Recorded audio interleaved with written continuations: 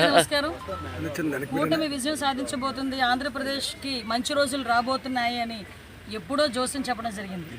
ఈరోజు అప్పుడు మేము జోస్యం చెప్పడం కాదు, కానీ ఆంధ్రప్రదేశ్ ప్రజలందరూ కూడా ఈరోజు దాన్ని నిజం చేస్తూ ఈరోజు వచ్చిన ఫలితాల తాలూకా వెల్లువ చూస్తూ ఉంటే, ప్రవాహం చూస్తూ ఉంటే కూటమిని ఎంత ఆదరించారో ఆంధ్రప్రదేశ్ ప్రజలు మనకు తెలుస్తుంది. అట్ ద సేమ్ టైం ఈ నేరస్తులైన జగన్మోహన్ రెడ్డి తాలూకా పరిపాలనని ఎంత విసిగిపోయారో కూడా మనకు అర్థమవుతుంది. ఈరోజు వరకు మనం చాలామందిని ఓట్లు వేసేవాళ్ళం, అంటే మా traditional voting at the same time YCP traditional voting మామూలుగా ఉండటం మనం చూసాం. కానీ ఈరోజు కసిగా ఉద్యోగస్తులు బయటకు వచ్చారు, పోలీసులు బయటకు వచ్చారు, ఆశా కార్యకర్తలు బయటకు వచ్చారు, సచివాలయ ఉద్యోగులు బయటకు వచ్చారు. ఈరోజు ఓవరాల్గా అందరూ బయటకు వచ్చి జగన్మోహన్ రెడ్డి మాకు వద్దు బాబోయ్ అని చెప్పి పోస్టల్ బ్యాలెట్లో కూడా కూటమిని ఆశీర్వదించడం చూస్తూ ఉంటే నిజంగా కూటమి ఏ రేంజ్లో పరిగెడుతుందో మనకు అందరికీ అర్థమవుతుంది.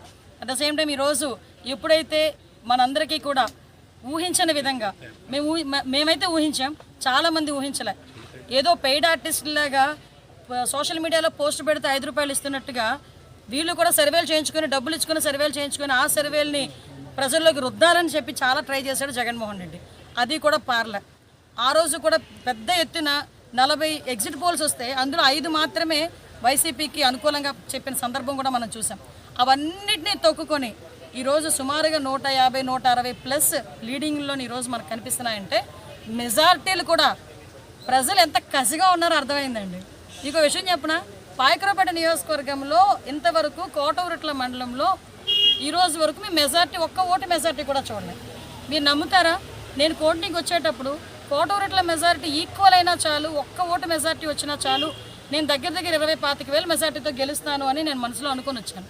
ఇక్కడికి వచ్చి చూస్తే పాయకరావుపేట నియోజకవర్గంలో కోటవురుట్ల మండలంలోనే 5,000 ప్లస్ వచ్చిందంటే ఒక్కసారి మనం ప్రజలందరూ కూడా ఎంత విసిగి చెంది ఉన్నారో మనకు అందరికీ అర్థమవుతుంది. ఒకటి, చాలామంది అన్నారు చంద్రబాబు నాయుడు గారిని ముసలోడైపోయాడు అన్నారు, ఎవరు పవన్ కళ్యాణ్ గారిని సినీ హీరో వస్తాడు వెళ్ళిపోతాడు, టేకులు తీసుకుని వెళ్ళిపోతారన్నారు. మోడీ గారిని అయితే ఇంకెన్ని రకాలుగా మాట్లాడారు, అన్ని రకాలుగానే మాట్లాడారు. ఒకటి ఏంటంటే, అదే టేకులు తీసుకునే సినిమా హీరో, అదే ముసలోడు అన్న చంద్రబాబు నాయుడు గారు ఇద్దరు కలిపి కొడితే ఎలా ఉన్నదో చూసారా ఈరోజు? ఇది మైండ్ బ్లాక్ అవ్వడం అంటే, ఇది దేవుని స్క్రిప్ట్ అంటే. ఇప్పుడు కాసుకోండి మేడం. ఎంతకీ